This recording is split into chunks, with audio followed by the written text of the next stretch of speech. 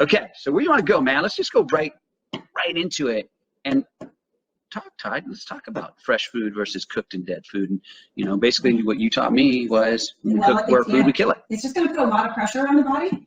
Every single time you eat anything that's cooked and processed, it's really taking away from the body instead of giving to the body. Whereas if you are eating an apple or a banana, carrots, broccoli, something that's fresh and living, then even like raw nuts and seeds are fresh and living. So it's more of that and less of the packaged food. So if it's in a box or a can or, you know, just really, really cooked, whether it's microwaved, you know, baked, it doesn't really matter, fried, all of it, once it's been heated over 116, 118 degrees, you've completely taken all the enzymes out. It's whether it's orange juice that's been heated or milk that's been heated. Now that is considered a dead food. And a dead food is food that has been completely denatured of its living potential, its life force, its enzymes. And that's what we're really here to talk about today is enzymes, and then the life of those enzymes giving you longer life. So, and when she said orange juice being heated, pasteurized. Right? Yeah, so not fresh squeezed. Not fresh squeezed, so it's dead. So here's the deal. Reason why this is so important and why we're talking about this is when we eat something, things are going to either go right or they're going to go wrong, okay? It's going to take priority. Digestion is in your body when you consume food. It focuses on digestion. It just is what it is. Yep, no matter what. And when you eat fresh and living food that has not been heated, that has a life force of its own in that food, it just gives nutrients to the body. There's no pressure on the body, which is super cool. It's really amazing. And then when you cook it, we kill it. And that's where we need to talk, Ty. That's where all the issues happen. That's where the issues happen, because when you eat, two things have to happen. You've got to break that food down to the smallest usable, recognizable molecule, right? Yes. For your body to pull out any nutrients, vitamins, minerals, whatever. And then you have to pass along what your body, process out of your body, what your body doesn't want. Yes. What it's not going to use. So it doesn't. Get it out. Get it out of there, man. So it doesn't rot and putrefy. And, you know, that's what happened in my mom's case. You know, I miss my mom. I love my mom. And I've got to take her situation and as one example to say my mom, she was in the restroom a lot. She was constipated. She couldn't, you know, use her bathroom. She couldn't poop enough. Not just her. That's what's going on everywhere. Well, there's so many people that we run into on a daily basis that'll tell us, hey, I haven't gone to the bathroom in 2-3 days, sometimes longer, which is crazy because I'll say, are you still eating? And then they're eating breakfast, lunch, and dinner. So they're still eating. It's 3, 4, 5 meals sometimes if it's smaller meals throughout the day, but yet they're not eliminating. And what goes on in our body, even our cells eat, and then they also eliminate. And so we even have dead cells floating around in our body. So the way the body works is we're meant to eat, get nutrients, utilize those nutrients, and get the body to function correctly. So if you're not getting the right nutrients from your food, your body is not functioning correctly. And that's where disease comes in. And it's something so simple and so cheap as to learn and take a digestive enzyme when you're eating to be able to take pressure off of the body. So maybe show them what a digestive enzyme even is. What it is? Actually, so these are food enzymes that I want Sean to show you what they do, because I don't even think people understand enzymes. So there's a difference between enzymes and probiotics. A lot of people I talk to, as I start talking about enzymes, they'll go, oh yeah, I'm already taking a probiotic. I'm like, no, this is not a probiotic. It's something very, very different. So enzymes and probiotics are two totally different things, both extremely important and valuable. But what we're going to talk about today is mostly enzymes. I want people to understand what enzymes do and that they break down food, they unlock food. There's hidden nutrients in your food, but if you don't extract them and get them out, your body's starving. Well, one of the things that when Ty first taught me 20 years ago about enzymes was, she said, Sean, do you know anyone who's lactose intolerant? And I'm like, yeah, I do. And she says, well, all that means, this is really simple, is that that person's body, pancreas, basically, doesn't have enough lactase. It doesn't have enough enzyme. They can't break down the milk. Not spitting out enough. It's not spitting out enough. That's all. You need to digest really simple. based on what you're eating. Yes, you can't break down the milk sugars. That's all. And so, you guys, here's the deal. Let me break this down for you. Let me oversimplify. When we're born, we have our pancreas full of these digestive enzymes, okay? And we don't know what amount we start our life with, okay? And obviously, you know, in my mid-30s with arthritis, what that was I ran out of protein splitting enzyme. So when I would eat protein, it wouldn't always break down to an amino acid usable, what my body would recognize. It didn't know if I had a chicken breast or protein bar, right? It wanted the amino acid. My body wouldn't break it down to an amino acid. It's in my body, it said as uric acid, which basically looks like broken glass in my blood, and that's arthritis for me. And so as soon as I learned that, and Ty was teaching me about running out of enzymes to break down milk sugars, I'm like, okay. She goes, you can run out of enzymes to break down your fats. You can run out of enzymes to break down all these things. That's where all these issues begin. I'm like, correct. Okay, I'm starting to get it. So this right here, this little guy, can you see that? Can you see that, Ty? Maybe, camera. Is a little full spectrum plant-based enzyme with some stabilized probiotics. But we're not going to talk about those. We're not going to talk about those, but they're in there. And it's a little veggie capsule. Yes.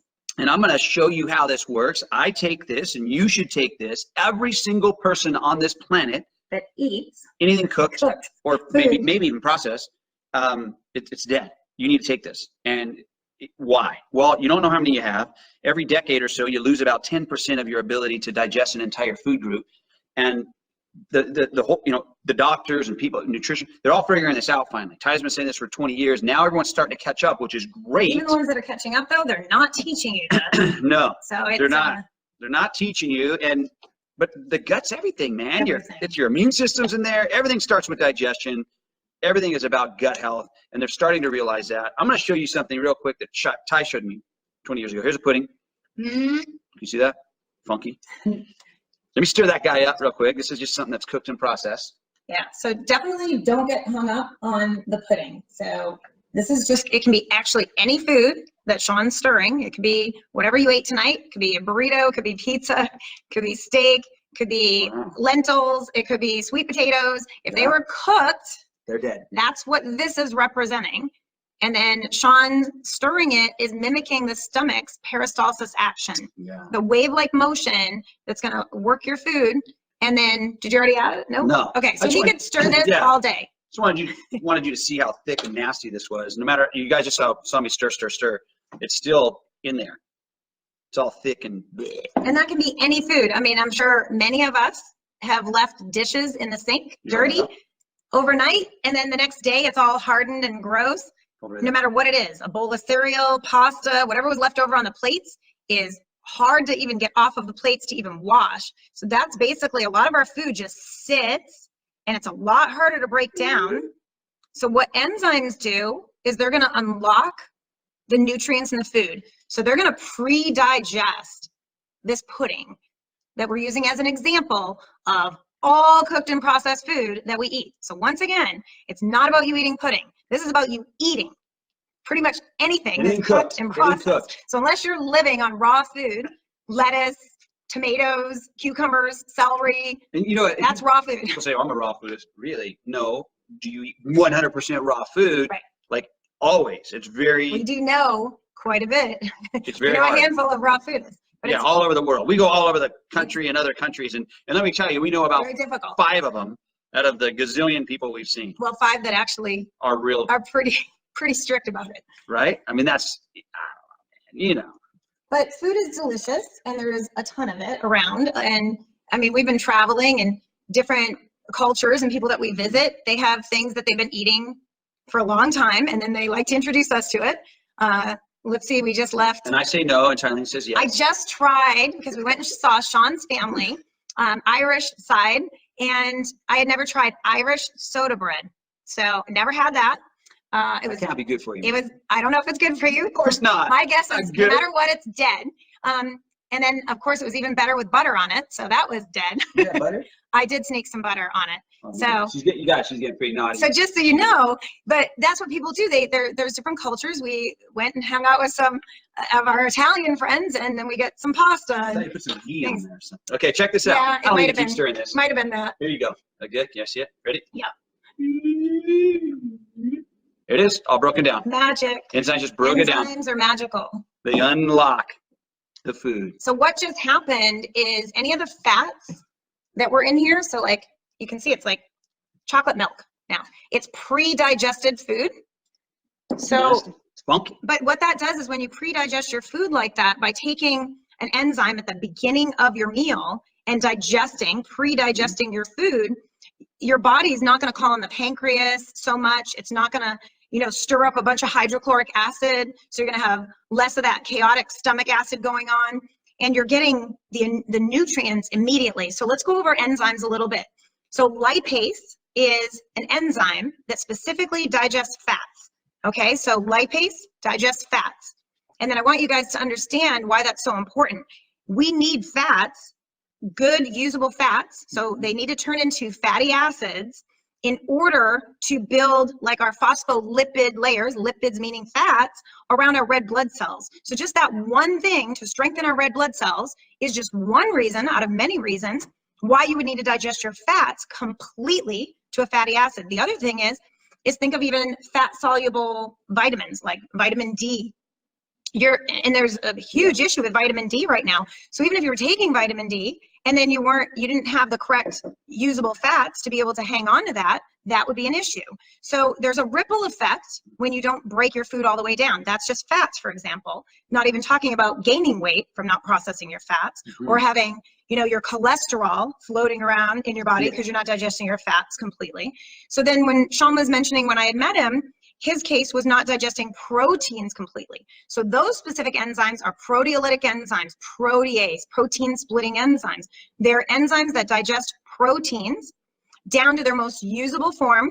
So now you're going to have a protein, whatever it is you're eating. So even say you're eating, you know, beans or peanut butter, and you want to be able to break them down because both beans and peanut butter are cooked. So you want to break it all the way down to an amino acid, the building blocks of life. So you can actually feed your muscles, feed your brain. You need the amino acids to function.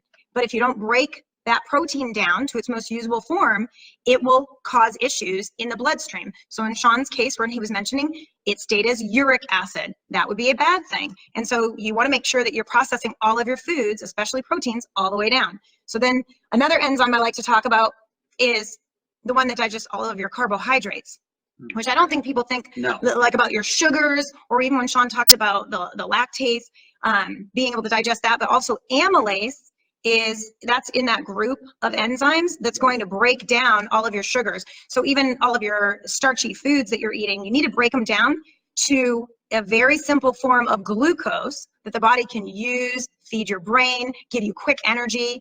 And that's really, really important. Plus most people eat some form of carbohydrate, because I don't even think people realize that some of their vegetables they're eating, you know, that's a carbohydrate. So I want people to understand that anything that you're eating, once it's heated, it's going to be harder to extract the nutrients from that food because of that heating process. And then the enzymes now unlock the nutrients that are in that food that's been heated. So literally every single time you go to grab a cracker, anything, you need to have that enzyme right at the beginning of a meal to take tremendous pressure off the body. Wow. Yeah, I can keep going, but well, I know you can't. This is supposed to be a short talk. This is good.